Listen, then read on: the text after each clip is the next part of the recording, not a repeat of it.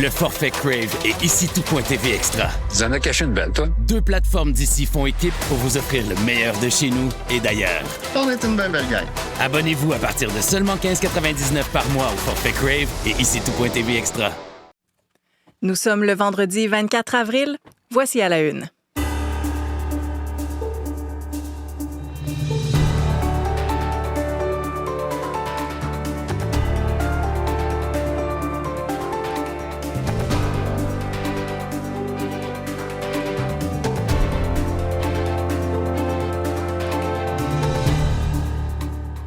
Bon début de journée, bon vendredi. Marie-Michel Bordua avec vous, heureuse de vous accompagner ce matin. Mathieu Bellumeur, lui, vous attendra à la barre de Midi Info aujourd'hui, lundi également. Vous pourrez donc l'entendre dans vos oreilles, ne vous inquiétez pas, là, il sera des vôtres au cours de la journée. D'ici là, on a plusieurs choses à se dire, notamment ces délégués de la Fédération des médecins spécialistes du Québec qui ont entériné à 86 % l'entente de principe qui était intervenue avec le gouvernement provincial, entente qui prévoit une augmentation de la rémunération de 9 % sur 5 ans, à laquelle pourrait s'ajouter une hausse de 2 % conditionnelle à l'atteinte de certaines cibles. Québec s'attend notamment à ce que les médecins spécialistes augmentent les plages de rendez-vous, réduisent aussi les listes d'attente pour diverses chirurgies. La première ministre Christine Fréchette qui s'est félicitée que cette entente-là inclut des cibles à atteindre. Jean-Philippe Robillard sera des nôtres un petit peu plus tard au cours de cette émission pour faire le point sur ce dossier qui a retenu l'attention au cours des derniers mois. Sinon, autour de la table, l'équipe presque habituelle est des nôtres. Véronique Méran, Olivier Pellerin, bonjour à vous deux. Bonjour. Et Alexandre Lepoutre, qu'on retrouve de temps à autre les vendredis. Bonjour Alexandre. Bonjour. Ah, ce sera une fin de semaine agréable. Véronique, on a hâte. Week-end, là, enfin. Si le rose pâle ce matin. Pourquoi? Premier week-end printanier agréable, disons-le comme ça. Évidemment, sud-centre du Québec. Une pensée pour les gens de l'ouest aujourd'hui, où on a 5 à 10 cm de neige à venir sur les régions plus au sud. Ah oui. 30 à 50 pour les secteurs plus au nord. Donc, quand même, il y a encore un peu de soubresaut là, au pays en ce qui a trait au temps hivernal, mais sinon, on s'en va vers un beau week-end. Est-ce qu'on poursuit sur cette lancée? Allons-y, je vois que ça fait plaisir, Alexandre. Donc, on va le faire patienter un peu. Allez-y. Bon, allons-y. Merci. Alors, ça commence bien, la journée, mais on le disait hier, un petit peu plus frais ce matin. On est plus près du point de congélation partout. Le ciel est dégagé. Donc, beau vendredi. Ça deviendra un mélange soleil-nuage un petit peu cet après-midi. C'est ça la situation pour les prochains jours. Il n'y a pas de système à surveiller avant mercredi prochain. Tard. Donc ça veut dire des conditions ensoleillées à variables, parfois un petit peu plus nuageux, mais rien d'inquiétant. Ce sera le cas en Estrie aujourd'hui. Les nuages seront un petit peu plus présents. Les températures, 10 à 13 degrés aujourd'hui, 10 à 13 samedi aussi. Ça va grimper un petit peu plus à Montréal, 14, 15 samedi. Et dimanche, on sent un peu plus de douceur, 15 à 17 degrés. On commencera la semaine aussi avec des températures de 17, 18 degrés. Donc, belle séquence printanière et agréable. Pas trop de vent dans ça non plus. Des températures vraiment agréable. Pour ce qui est des régions plus au nord et à l'ouest, le soleil dominera aussi pour les gens de l'Abitibi. Très belle fin de semaine. Là, c'est du 14 à 16 degrés, la dizaine aujourd'hui sous le soleil. Là où c'est encore un peu maussade, c'est vers le Saguenay, le lac Saint-Jean, le Bas-Saint-Laurent. Nuageux, éclairci, oui, mais encore ces probabilités d'averses dispersées aujourd'hui. Les températures entre 5 et 6 degrés. Le week-end sera agréable également, mais plus ensoleillé dimanche pour les gens de l'Est du Québec. On a encore un mélange de pluie, de neige sur la Gaspésie. La Côte-Nord aujourd'hui, encore pas mal de nuages qui vont résister samedi, mais un soleil qui sera présent dimanche avec des températures qui vont dépasser la dizaine de degrés. En territoire ontarien, de la pluie pour l'extrême nord, mais sinon, dans l'ensemble, mélange soleil-nuage, température 10-11 degrés pour la portion nord et centre, 13 à Ottawa aujourd'hui, 18 du côté de Windsor. Donc ça se prend bien. Dégagement Vancouver, 14 à 18 degrés, je le disais, dans les prairies, 5 à 10 cm de neige. Edmonton, Calgary, Regina, on est là-dedans, avec des vents, des températures légèrement sous zéro, -1, -2, mais quand même très venteux. Ça ira mieux chez vous dimanche. Dimanche, on retrouvera le soleil, les températures passeront au-dessus de zéro et on a de la douceur à venir la semaine prochaine. Ça ne touche pas le sud du Manitoba, ça sent nuage. Il lui fait 11 degrés aujourd'hui de ce côté-là. Merci, Véronique. Bonne fin de semaine. Maintenant que vous êtes rassurés sur ce qui vous attend en fin de semaine, Alexandre. On l'est tous. Oui. Il y a donc ce World Press Photo qui récompense les photos documentaires, photos journalistes. On a donc le prix là, pour cette photo 2026. C'est une scène assez déchirante. Oui, une scène déchirante d'une famille aux États-Unis, une famille qui a été séparée par l'ICE, la police de l'immigration américaine, et qui montre un moment d'actualité qu'on a tous suivi et qui est capturé par une photographe américaine. C'est la plus belle photo de l'année, décidée par ce concours, donc World Press Photo, qui a sélectionné et étudié plus de 60 000 clichés au total. Je vous parle donc de ces photos, il y en a plein d'autres qui sont magnifiques et qui seront exposées en partie à Montréal, comme chaque été, je vous en parlerai tout à l'heure. Donc, à suivre dans les prochaines minutes. Sinon, côté sport, c'est pas facile, là, Olivier, pour les sénateurs d'Ottawa qui sont au bord de leur précipice dans leur série de premier tour. Exactement. Ils font face à l'élimination et non seulement font-ils face à l'élimination maintenant après cette défaite de 2-1 hier face aux Hurricanes de la Caroline, mais pour être balayés dans cette série par les Hurricanes qui, encore une fois, hier, ont été les premiers à marquer et ont été ceux qui ont peut-être dicté le rythme de ce match. Quoique les sénateurs ont encore joué un bon match, mais un manque d'opportunisme sur des occasions à l'attaque. Le seul à avoir trouvé le fond du filet hier, c'est Drake Batterson chez les Hurricanes. Logan Stankoven qui a ouvert la marque en première période, son troisième des séries. Puis Jackson Blake qui a marqué en deuxième période. Puis c'était fait 2 buts. Ça a été suffisant dans ce match pour les Hurricanes pour aller chercher cette troisième victoire. Une troisième victoire importante parce que l'histoire nous prouve que c'est très difficile de combler un écart de 3 défaites alors qu'une série se déroule dans la Ligue nationale de hockey. Seulement 4 équipes ont réussi l'exploit que de tirer 0-3 dans une série et d'être capable d'aller décrocher les honneurs en remportant 4 matchs consécutifs. Donc, l'histoire joue contre les sénateurs d'Ottawa et Brady Tkachuk, lui qui est le capitaine de l'équipe, demeure positif. J'ai l'impression que c'est un message qui s'envoie un peu pour s'encourager. Ça risque d'être très compliqué contre une équipe qui joue un jeu défensif assez hermétique. Donc, le retour à Ottawa n'aura pas été heureux pour les sénateurs. La bonne nouvelle, c'est que le prochain match se déroulera à la maison. Donc, peut-être que la foule pourra jouer un rôle et peut-être aller s'offrir une première victoire au moins dans cette série, une victoire pour éviter le balayage. Sinon, dans la Ligue nationale de hockey, hier, il y avait 2 autres matchs.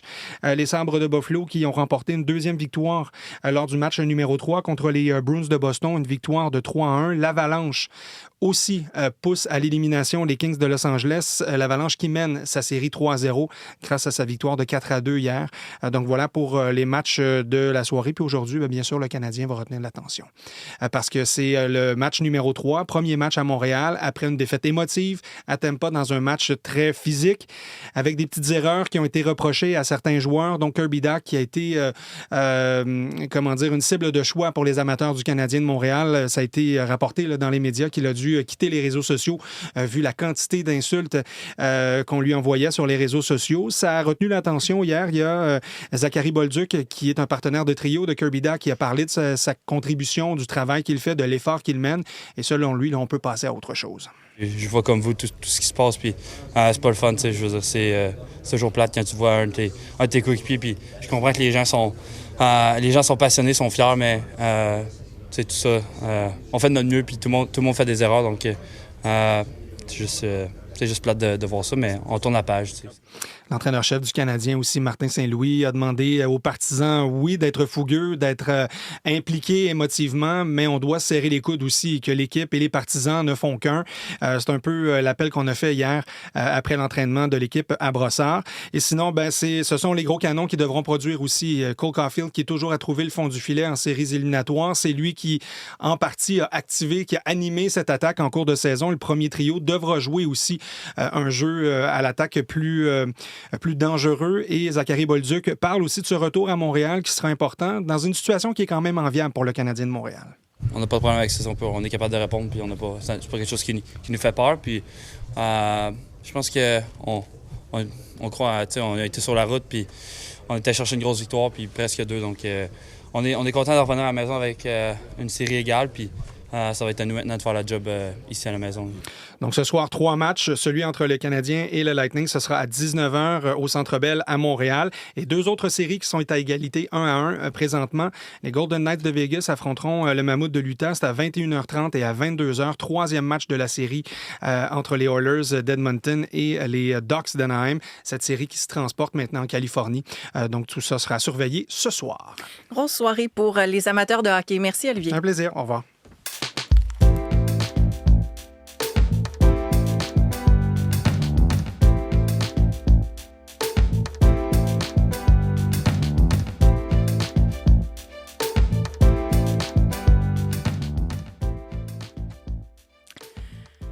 Alors, ce qui retient l'attention dans les différents quotidiens ce matin, regardons d'abord du côté du Globe and Mail qui revient sur cet accident entre un avion d'Air Canada et un camion de pompiers sur la piste de l'aéroport LaGuardia à New York le mois dernier. Rapport préliminaire de l'accident qui a été rendu public. Et ce qu'on peut y lire, c'est un pompier qui a entendu l'ordre de s'arrêter, mais qui ne savait pas à qui cet ordre-là était destiné. Le rapport ajoute que le pompier ensuite a entendu camion 1, stop, stop, stop. S'est rendu compte à ce moment-là que l'ordre concernait le camion, donc l'ordre était pour eux. Mais à ce moment-là, selon le rapport, le camion se trouvait déjà sur la piste au moment où le vol d'Air Canada atterrissait. Et la suite de l'histoire, vous la connaissez déjà, les pilotes de l'avion, l'Ontarien Mackenzie Gunter, le Québécois Antoine Forêt, ont été tués lorsque l'avion est entré en collision avec le camion. Quelques secondes après l'atterrissage, une trentaine de personnes blessées également, 6 gravement. Le rapport préliminaire qui sera suivi d'une étude finale d'environ 18 mois. C'est à lire les détails de tout ça dans le Globe and Mail ce matin.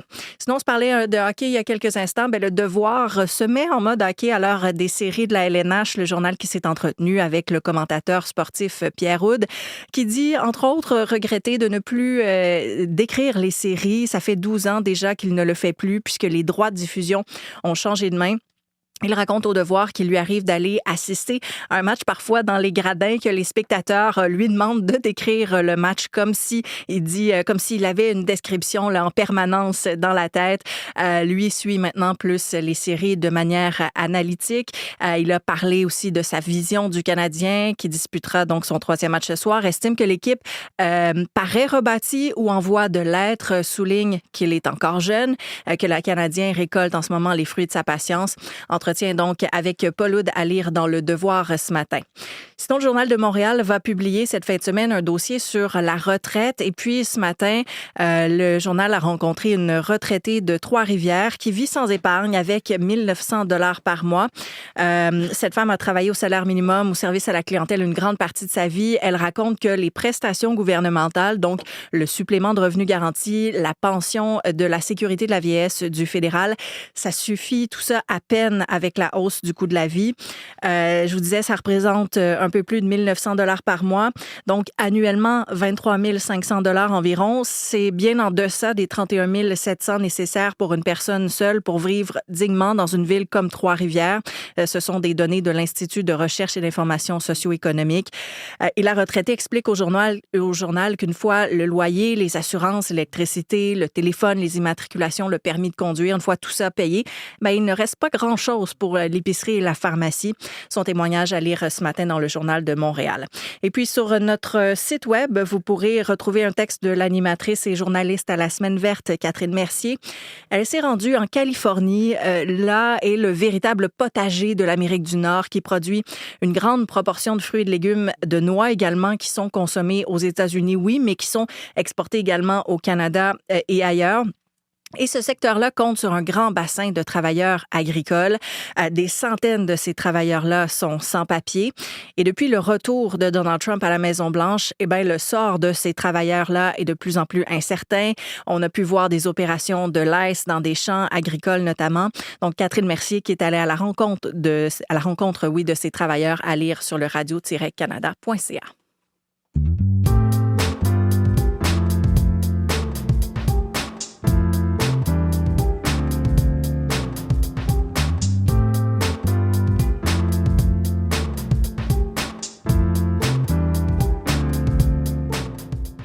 À cette heure, se joint à nous Jean-Philippe Robillard. Bonjour Jean-Philippe. Bonjour Marie-Michel.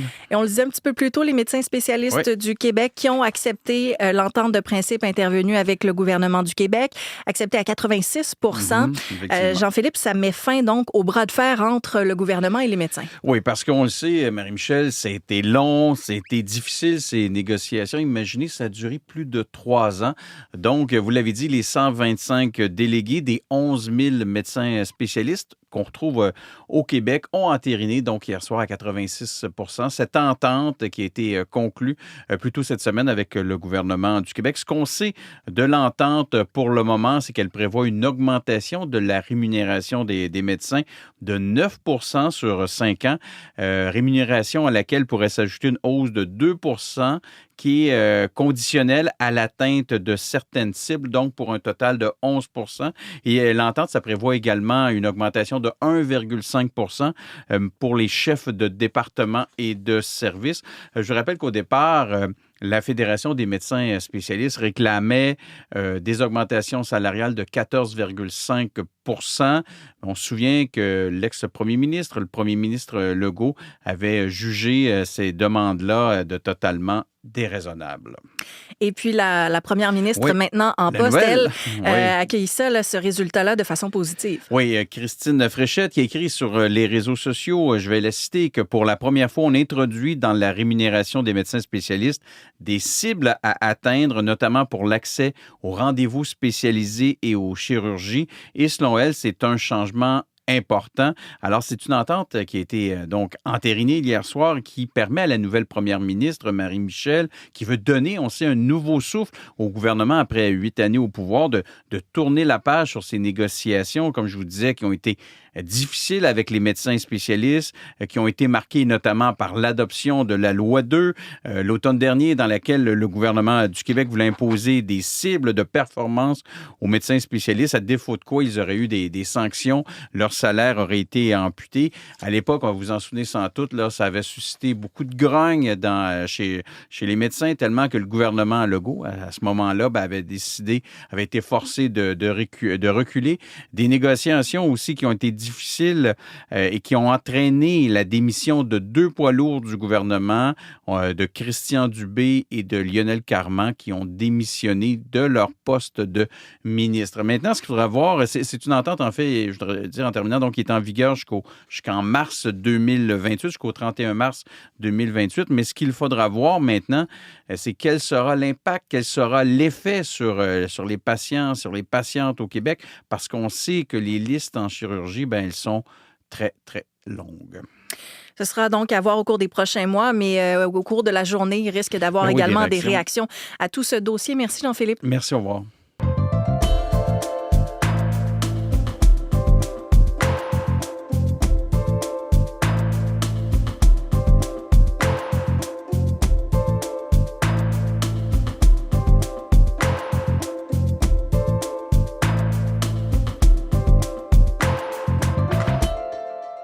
Alexandre est de retour autour de la table et vous nous parlez d'abord de Spotify qui, à l'occasion de ses 20 ans, Alexandre a dévoilé les artistes les plus écoutés de l'histoire de la plateforme.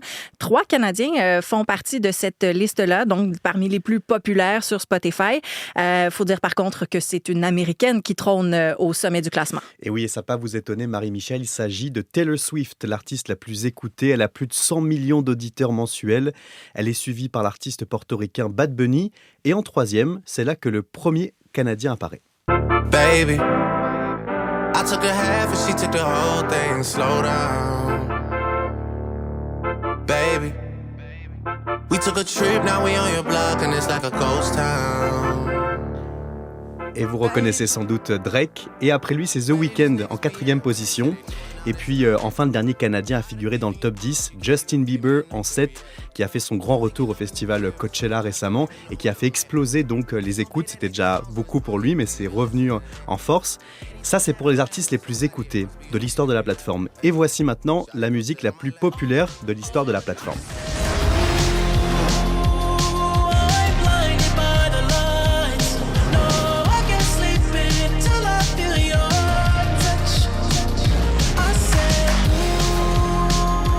The Weeknd, toujours Blinding Lights, plus de 5 milliards d'écoutes. Vous allez l'avoir pour toute la journée dans la tête, c'est sûr. Voilà, c'est ça. Et ça fait danser automatiquement dès que ça part. On comprend pourquoi. Peu importe le contexte. Donc ça, c'est un classement qui a été offert pour les 20 ans de la plateforme Spotify. Et c'est vrai qu'en 2 décennies, Spotify s'est imposée comme la plus imposante avec 31% de part de marché, 300 millions d'abonnés payants. Et c'est vrai qu'en 20 ans, on voit à travers elle toute l'évolution de l'industrie musicale. Les CD nous paraissent maintenant très très loin et toute l'industrie se fait maintenant sur ces plateformes d'écoute. route. Vous nous en avez mis dans les oreilles. Maintenant, on va dans les yeux avec ce concours World Press Photo. Ça récompense les meilleurs photojournalistes. Et donc, on a la liste des lauréats. Oui, et c'est toujours de magnifiques clichés qui disent beaucoup de notre monde actuel, qui reflètent aussi tous les événements qu'on connaît dans le monde. Et le premier prix est attribué à une photographe américaine, Carol Guzy, de l'agence de presse américaine Zuma et de l'Institut eWitness. La photo en question, c'est celle d'une famille en pleurs, séparée par l'ICE, la police de l'immigration américaine. Une photo vraiment puissante. J'invite les auditeurs à aller la voir. On y voit Luis, un migrant équatorien, se faire arrêter. Ses filles, en pleurs, s'agrippent à son chandail. Et le cliché a été pris l'été dernier après une audience devant un tribunal de l'immigration à New York. Et puis, au total, donc, le jury de World Press Photo a passé au crible près de 60 000 photographies, donc il y a un choix à faire quand même important. On retrouve 2 finalistes en plus de cette photo-là. D'abord, une première crise de l'aide à Gaza, une photo de Saber Nuraldin pour EPA Image. Elle montre une foule de Palestiniens grimpés sur un camion d'aide humanitaire qui entre dans la bande de Gaza et qui témoigne justement du chaos qui règne dans l'enclave. Et puis le deuxième finaliste, c'est une photo en noir et blanc, un groupe de femmes mayas autochtones du Guatemala qui ont brisé le silence pour dénoncer les agressions sexuelles et les viols qu'elles ont subis pendant la guerre civile au Guatemala. La photo les montre puissantes devant un tribunal guatémaltèque. Elle a été prise par un photographe du New York Times Magazine, Victor J. Blue. Alors je vous invite vraiment à aller voir toutes ces photos parce que c'est difficile en radio de les décrire.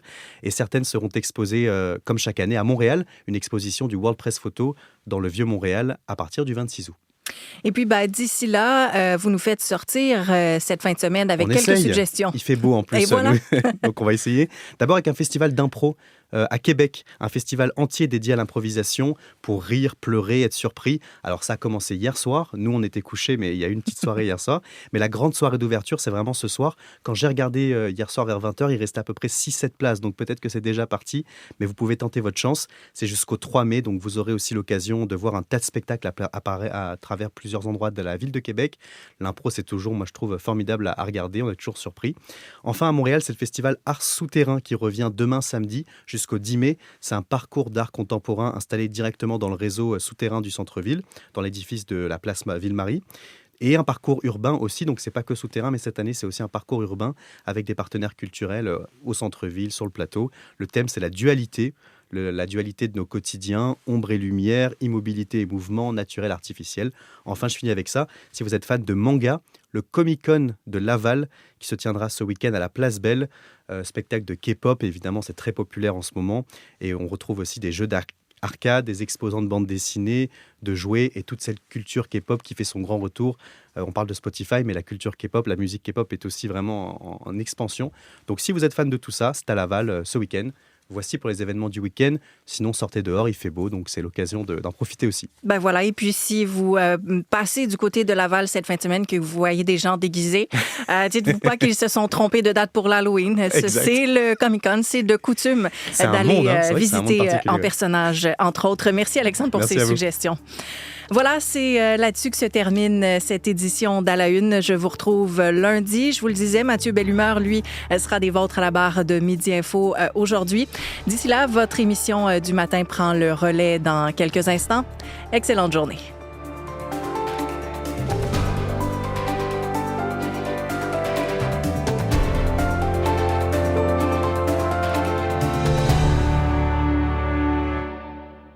Je m'appelle Claudia Gilbert. Grâce à mes réflexes de vétérinaire, je vous guide dans l'univers où cohabitent rigueur et dérapage des éleveurs canins.